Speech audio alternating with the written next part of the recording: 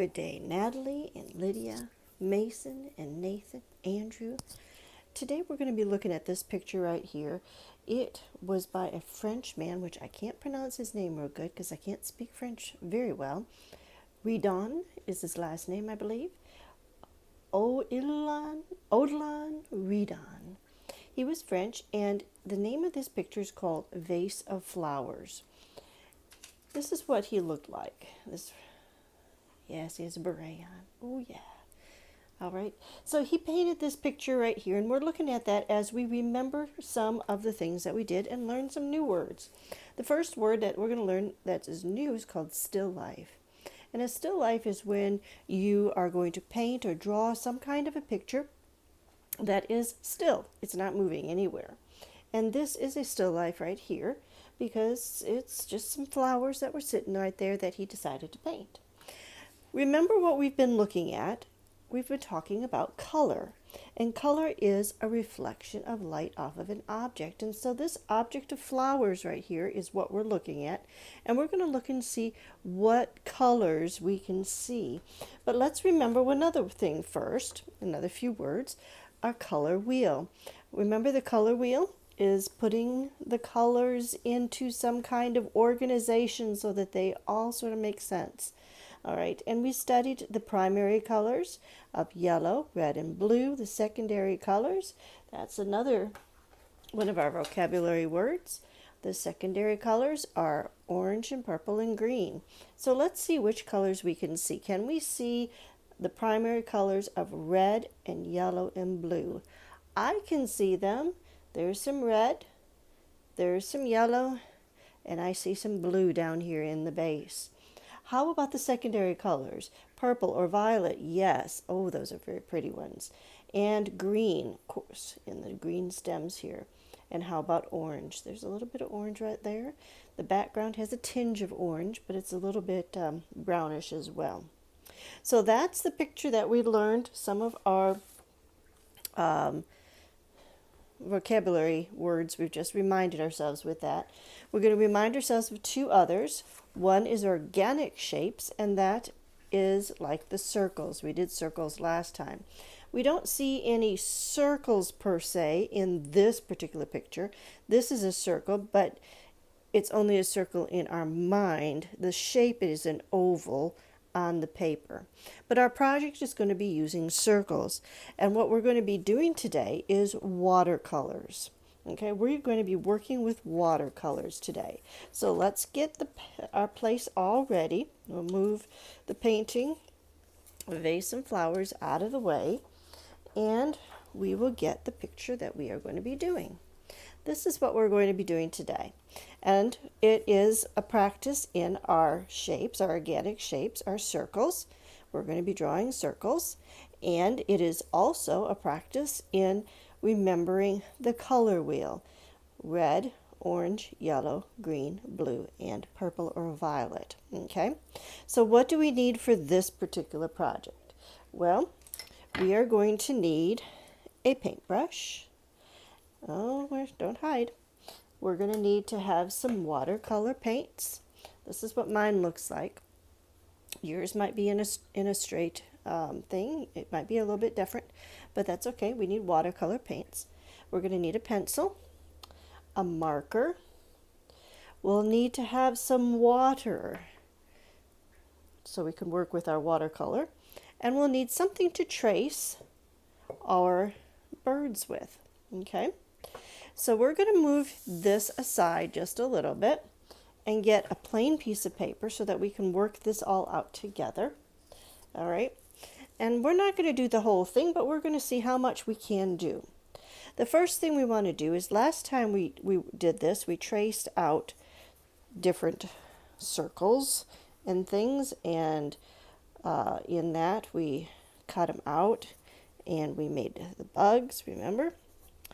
All right, this time we're going to be tracing the birds. We want 6 of them because there are 3 primary colors and there are 3 secondary colors.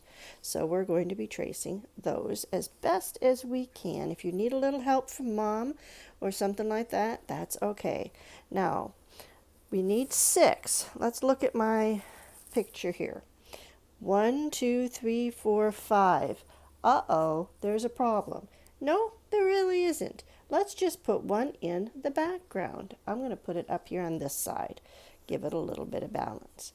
Now, in the picture that I did earlier, I got them all lined up nice. If you can't get yours lined up like that and you find out that, oops, what am I going to do? You just go ahead and put one in the background. We're now going to use our black marker and trace the pencil. The pencil was just to help us get the shape on the paper. The black marker helps us to see that shape really, really dark. It's going to be right there. When we trace these are going to be our birds. Okay, last time we did bugs, this time we're going to do birds. All right, and the circles are the body. Well, each of these birds needs some beaks. So if you look on mine that I already did, they go in different directions. You can do them in the same direction that I did. Do one beak over here, color it in with your black marker. That's perfect. This one here, I got some eyes going here, and I'm going to do a beak that comes down this way, just like I had on the original one. And this one here, let's stick another beak going up this way. All right, I need to go a little bit quicker so that, because we only have so much time. So we're not going to finish all of these. I'm only going to do 3 of these right now. All right, so that we can make sure and get to where we need to go. But not only do we have eyes and beaks, we also need to have feathers. So if you do a letter 3, that will give you what it looks like a feather. Or you can do 3 of them if you want to. This is not very straight. Okay, now a lot of times we can see the tail feathers. So we're going to do tail feather, a big 3 right there. This one here, I'm not going to do any tail feathers because we're looking straight on him. So we won't see those tail feathers. This one here, I'm just going to go down and make a big U like that, going that direction. And we're not working on the other ones right now. So now we need to have some legs. So do 2 straight legs down, and each of the bird is going to have 3 feet. All right. 2 straight legs down and 3 little, not feet, 3 toes. Okay. You caught me? Did you catch me? Okay. So we're going to have the toes. Now you say, well, when I did come to this one here, what am I going to do with the feet? Well, when you come down, you go like that and you stop at that other bird. And then you come down here and you start up again. That makes that bird look like it's behind. All right. If you went over in front of it, it would look like it's in front. And that sometimes looks a little bit funny. So you may not want to do it in front. Okay. All right. I just can't stop with these beaks and these birds. But we have to get on to the watercolor part. Now, how do you use watercolor? Watercolor is really easy to use. And there's a couple of different ways that you can do it. First thing you need to do is you get your brush, and how do you hold it? You don't touch this part. That's called the danger zone. Don't touch it. You want to keep your fingers back behind it. All right. Wake up your brush, get it all wet, and you can do this a few different ways. So let's start with the red. I'm going to wake up my color, wakey, wakey, wakey, and just go around there to get the color on the brush. And then you just brush it in. I need just a little bit more water. But I don't want to have too much water. You don't want to have your paper swimming in water.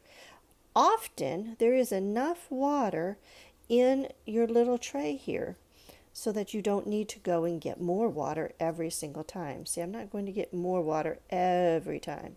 But now it's getting a little dry, so I'm going to go get a little bit more water right there. So as long as there's water in the paint tray, then you can just go ahead and do that, just like that. All right, so now what you do, you just rinse it off there, and you can change your colors. What's the next color? Orange. After you rinse it off, you're going to want to take a towel or a napkin and just swish it out, okay?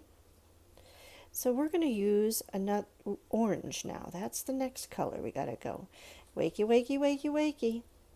All right, but now notice how I'm painting. I am painting on the side of the paintbrush. I am not painting flat down this way where the bristles all go in all different directions. Not doing that at all. You want to just sort of dance on your paper just a little bit. All right, just brush back and forth using all of the bristles on the end, okay? And so we're going to just keep on going and round and round and round until this part is all orange, because that's the second color in the color wheel as we're going down and around. So we have red, and then we have orange, and then the next one is going to be yellow. Okay, so let's just do one more. We'll do yellow. Wakey, wakey, wakey, wakey, wakey. So we woke it all up. And now we're just using the side. Notice how we're using the side of the brush when we're painting. We're not going down flat where all of the bristles are going in different directions. Now that's not treating your brush very nicely. Okay, you want to make sure that your brush is going to last for a long, long time, and you don't want to treat it roughly. Okay, because these are tools, just like your mom has tools in the kitchen, your dad has tools with the car. Artists have tools too, and those tools need to last for a while, so you want to treat them right. So you hold your brush on the ferrule, not on the danger zone, so that you stay away from the bristles, okay? That's what you do. You only have to use a little water when you do use water. You got to keep that in mind. And you just paint using the side of the brush. You want to stay in the little marks that you've made with the marker. If you get the paper too wet, that marker is going to start to affect your color. So you want to just be careful. Now I've showed you one way of doing it. There is another way of painting too with watercolor, and I'm going to have just a minute to try and share that with you. And that is getting the whole, there's a little bit of a tinge of orange to it, getting this all wet first. Okay, we're going to get it all wet first before we wake up the other. Now we're going to go, because blue is the next one, I think. Nope, green is the next one. Wake, wake, wake. Wake up the green. All right, so we got the green. Now we're going to do it. See how that looks a little bit different?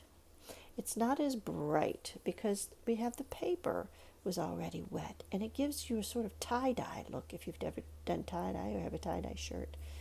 All right.